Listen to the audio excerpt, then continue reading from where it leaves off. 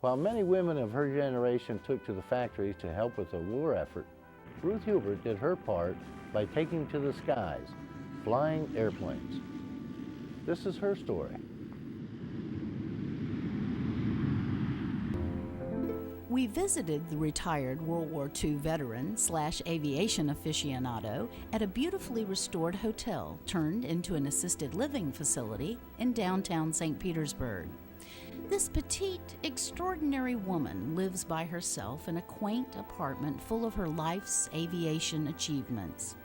Hubert was born in Lakeland, Florida, before women had the right to vote. Being one of 4 daughters of a farm family, she was fortunate to have parents who instilled in them that a woman was capable of doing anything a man can do. Hubert knew early on that she didn't want a career in any of the traditional female jobs of the time. Soon after graduating from Lakeland High School, she began teaching herself photography. Her quest to win a local photo contest gave Hubert her first taste of flying. I went up in an airplane one day, and I enjoyed it so much, I said, that's what I'm going to do. I've got to learn how to fly. So I started taking flying lessons, and my older sister decided she would take them along with me, so the 2 of us were the only women flying in Lakeland at the time. Despite teasing that no one would fly with a woman pilot, both women obtained their private and commercial licenses. Soon afterwards, Hubert earned her instructor's rating and joined the local Civil Air Patrol, a force of civilian volunteers who accomplished local, state, and national emergency and humanitarian missions.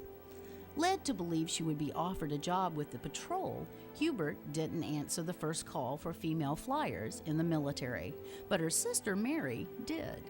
The WASP, Women's Air Force Service Pilots Program, was comprised of a select group of young women pilots to be trained to fly American military aircraft in support of the World War II war effort because of a shortage of male pilots. Hubert's hopes were dashed when her job prospect went to a man, so she traveled by train to Washington, D.C. to meet the director of the WASP program, Jacqueline Cochran. She was immediately recruited for the next training class. Half her day was spent in classes learning advanced navigation and meteorology. The other half spent learning to fly military aircraft. It was hard work. I was sent to Sweetwater, Texas, where all of the training was done. And we got the same training that the male cadets were getting in the Army Air Corps at that time. We went through primary, basic, and advanced training. Had to pay our own way to training. If the girls that got washed out, which meant they didn't complete it, they had to pay their way home.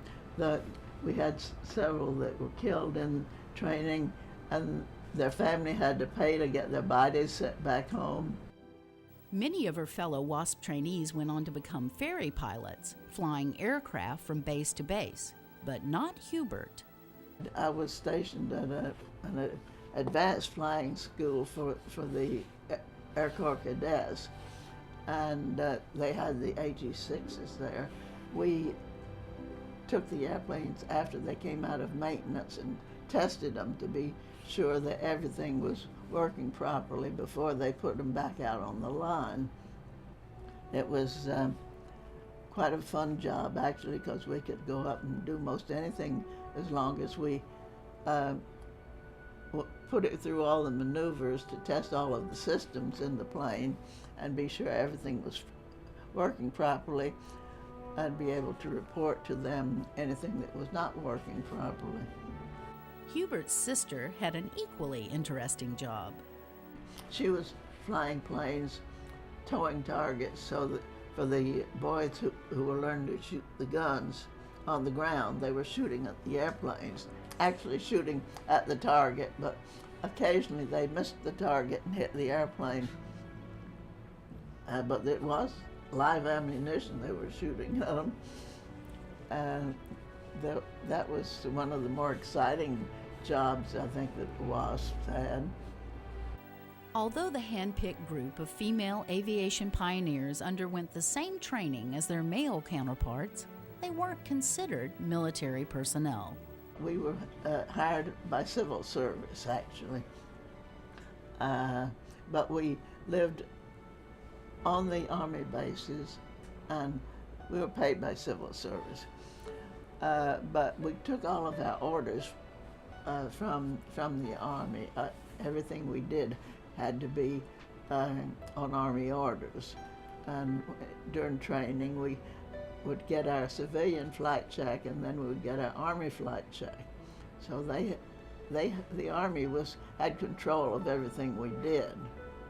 Neither a lack of military status nor the dismantling of the WASP program in December of 1944 dampened Hubert's enthusiasm for flying or her contribution to the war effort. I dearly loved the airplanes, loved flying the airplanes and that type of flying. I was very broken up when I discovered that they weren't going to let us keep on doing it.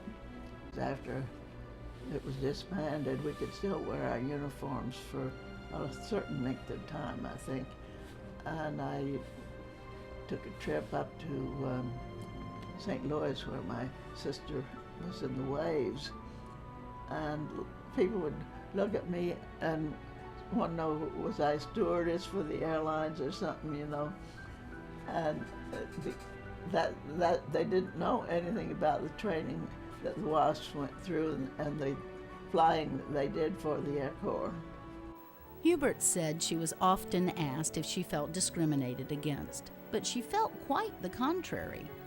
We felt honored that we had this opportunity to fly these airplanes.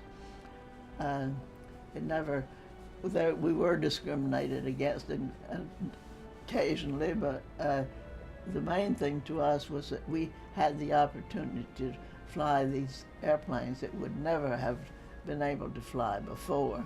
There was no doubt about the fact that women could fly.